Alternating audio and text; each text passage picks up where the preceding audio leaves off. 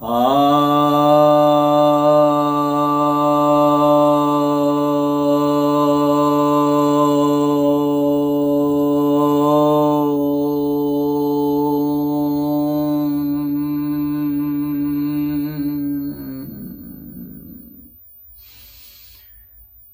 भक्तजनों को सप्रेम नमन।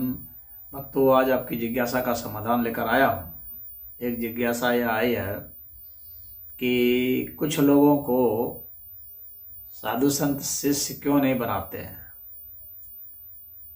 अर्थात सभी लोगों को शिष्य क्यों नहीं बनाते हैं।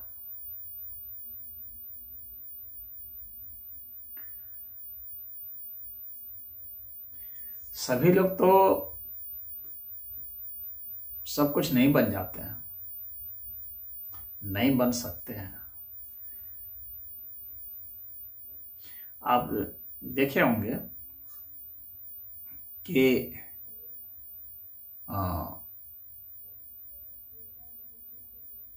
परखा जाता है मिलिट्री में कि कौन इसमें आ सकता है, कौन नहीं आ सकता है। सभी जगह टेस्ट लिए जाते हैं। और मिलिट्री में जैसे साइकोलॉजी टेस्ट होता है, बाकी जो टेस्ट होते हैं तो वो इन्फॉर्मेशन वाले टेस्ट हैं। इन्फॉर्मेशन तो किसी में भी कुछ भी हो सकता है, सभी लोग ग्रहण कर सकते हैं इन्फॉर्मेशन, लेकिन सबकी साइकोलॉजी अलग होती है, माइंड का पैटर्न अलग होता है। तो जो मिलिट्री माइंडेड हैं लोग, उनका माइंड का पैटर्न है, तो उनसे उसके अनुसार से वे सेलेक्ट करते हैं। वहाँ पर यह मायने नहीं रखता है कि आपने जो प्रश्न हल करने दिया गया है तो आपने सही उत्तर दिया है या गलत उत्तर दिया है।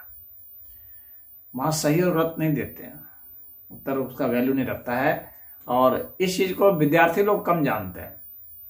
वे यह सोचते हैं कि हम सही उत्तर देंगे तो हमारा सिलेक्शन हो जाएगा, लेकिन ऐसा नहीं होता है। मिलिट्री अपने साइकोलॉजी अपने हिसाब से सेट की हुई है, और इसीलिए कम समय में ज़्यादा प्रश्न दिए जाते हैं, ताकि आप जो है सोचेंगे अगर तो पता चल जाएगा कि ये सोचने दिमाग लगाने वाला है, ये ऑर्डर मानने वाला व्यक्ति नहीं है। जो जितना देर लगाएगा उतना कम ऑर्डर मानेगा, जो जितना जल्दी करेगा त्वरित दिमाग है, और वो गलत भी करेगा तो कोई बात नहीं। कहीं कहीं पर वे गलत उत्तर भी को ज़्यादा महत्व देते हैं, क्योंकि वो उसकी साइकोलॉजी से मैच कर रहा है। तो उससे वे जान जाते हैं कि ये हमारे मस्तिष्क का देखते हैं। वहाँ वैज्ञानिक की ज़रूरत नहीं है ना, वहाँ फिलोसफर की ज़रूरत नहीं है ना, वहाँ साहित्यकार की ज़रूरत नहीं है ना, वहाँ आर्टिस्टों की ज़रूरत नहीं है। वहाँ तो एक कमांड और तुरंत जो है एक्शन, उसकी ज़रूरत है।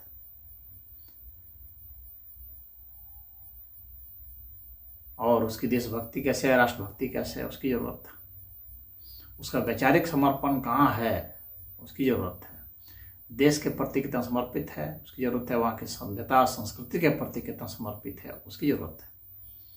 और डिसिप्लिन कैसे है, उस तरह की ज़रूरत है। तो उनकी अपनी साइकोलॉजी अलग होती है, इस हिसाब से वे लेते हैं। ठीक वैसा ही सिस्टम जो है ये हमारे देश के साधु संतों ने पहले से ही बना रखा है।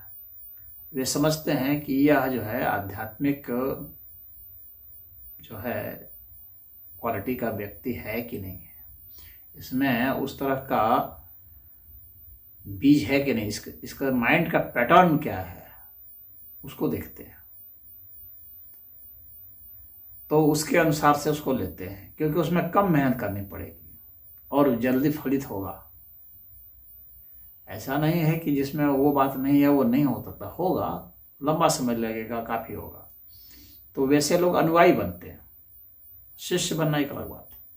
और फिर शिष्यों के भीतर में से फिर चेला, वो और यानी बहुत करीबी शिष्य,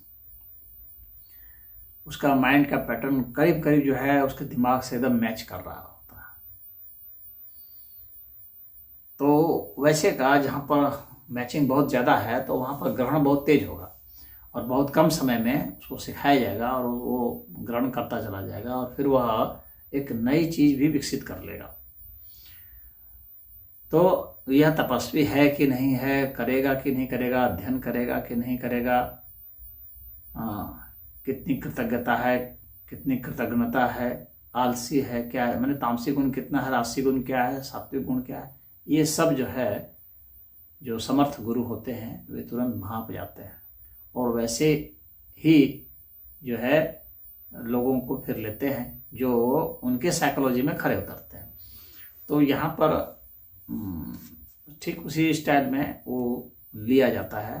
अनुयायी तो कोई भी हो जाएगा, किसी को भी ऐसा नहीं है किसी को सलाह नहीं देंगे, ऐसा कुछ नहीं है, सबके साथ वैसे समानता से ही बर्ताव होगा। लेकिन जो शिष्य होना है वह खुद ही अपने आप में विलक्षण है, तो वैसे विलक्षण व्यक्ति जो होते हैं उनकी प्रतिभा को जो सिद्ध साधु संत होते हैं वे पहचान जाते हैं और उनको दीक्षा देते हैं।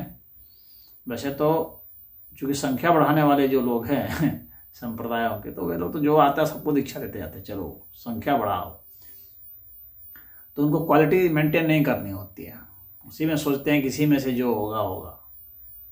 लेकिन पहले के ज़माने में लोग क्या थे कि क्वालिटी कॉन्शियस बहुत होते थे, क्योंकि वे जानते थे कि अगर दुष्ट आदमी के हाथ में विद्या लग जाए तो वह उसका दुरुपयोग करेगा।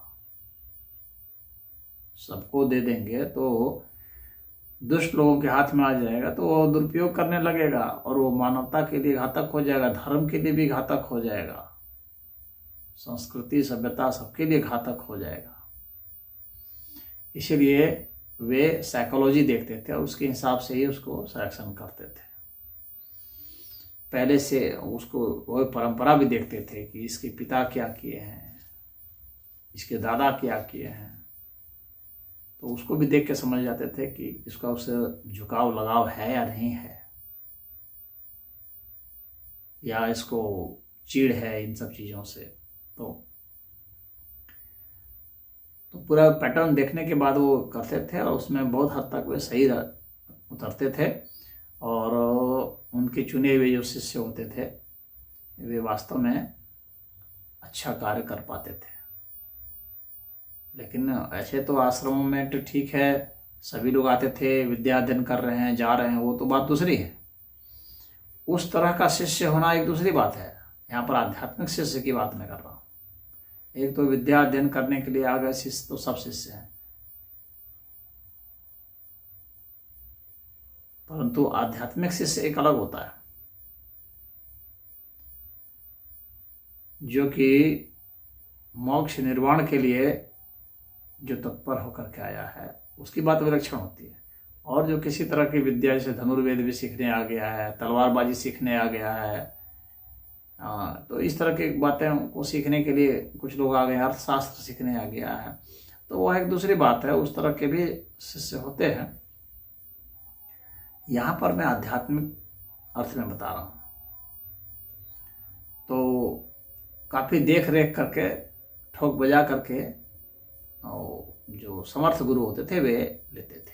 हालांकि उन सब में भी अपना अपना एक भाई मत होता है, सबका अपना अपना अलग अलग विचार होता है, तो उसके हिसाब से भी था कुछ लोग भाई जो आया चलो ठीक है, सबका कल्याण हो, तो उस हिसाब से वो सभी को ले लेते थे। परंतु जब बहुत गूढ़ विद्या, बहुत गोपनीय चीज़ किसी को बतानी होती है ना, तो फिर उसमें से इन सबको जो लिया गया उसमें से भी कुछ विशेष हो जाते हैं। जैसे कि मान लीजिए कि अर्जुन बता तो सबको रहे थे, लेकिन द्रोणाचार्य ने अर्जुन को विशेष बताया था। अपने बेटे को भी वैसा नहीं बताया था जैसा कि अर्जुन को बताया था, क्योंकि वे उसकी योग्यता को परख लिए थे। तो जो योग्यता को परख लिया जाता है तो वो जो है परम शिष्य हो जाता है। तो इस तरह से हर चीज़ में, चाहे आप किसी कंपनी में चले जाएं, तो चाहे आप किसी भी क्षेत्र में जाएंगे, तो आपका माइंड का पैटर्न अलग होगा, आपकी साइकोलॉजी अलग होगी। साइकोलॉजी टेस्ट के हिसाब से ही व्यक्ति के ऊपर वो किया जाता है, भरोसा किया जाता है या नहीं किया जाता है। चाहे आप देखेंगे कि जो गुंडों की जो टोली होती है तो उसमें भी वो परखते हैं, ऐसा नहीं है कि कोई भी आ गया तो रख लिए उसको। क्रांतिकारी जब होते थे, राजनीतिक क्रांतिकारी, तो वे भी टेस्ट करते थे। जो राजनीति के क्षेत्र में होते हैं तो वहाँ भी जो है, जो करीबी होते हैं, जिसको साधारणतः लोग कुछ लोग चमचा बोल देते हैं, तो वे भी देखा जाता है कि ये किस पैटर्न का है इसका, तो उसके हिसाब से उसको करीब आने देता है। कोई भी नेता भी होता है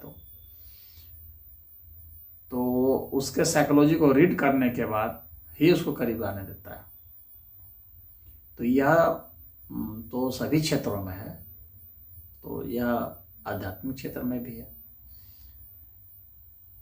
फिर वैसे को दीक्षा दी जाती है, और जो उस योग्य नहीं होते हैं वे लोग परख लेते हैं तो उनको नहीं देते हैं। हो सकता है उनको बुरा लग जाता हो किसी को, क्योंकि सामान्यतः लोग अपनी पात्रता पर विचार नहीं करते हैं। वे सोचते हैं कि बस मैंने इच्छा प्रकट की तो मेरी इच्छा पूर्ति हो जानी चाहिए। तो लेकिन जिसे उसे लेना है, रखना है, तो वह तो उसकी योग्यता तो देखेगा ना। अब जो रुचक्का इस तरह का जो है तो वैसे को नहीं बनाएगा। वैसों के लिए वैसे गुरु होंगे, उसके भी गुरु मिलेंगे, लेकिन वो उसी जिस माइंड सेट का है, उसी माइंड सेट का जो व्यक्ति होगा फिर वो उसको बनाएगा। इसीलिए कहा जाता है कि जो शिष्य होता है वो गुरु का रिफ्लेक्शन होता है। शिष्य को देख के आप समझ सकते हैं कि गुरु कैसा होगा।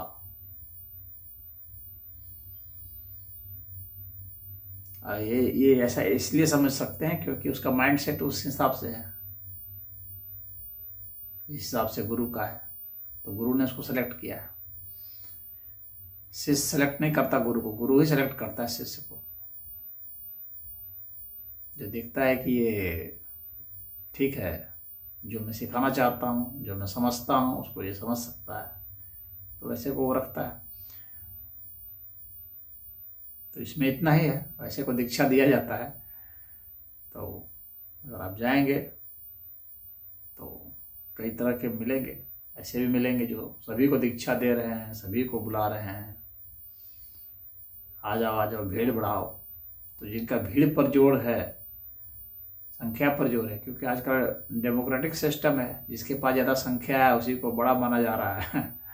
तो ऐसे लोग क्वालिटी पर ध्यान नहीं देते। कोई भी आए, चलो ठीक है, आता जाएगा, लेकिन ऐसा सभी जगह नहीं होता।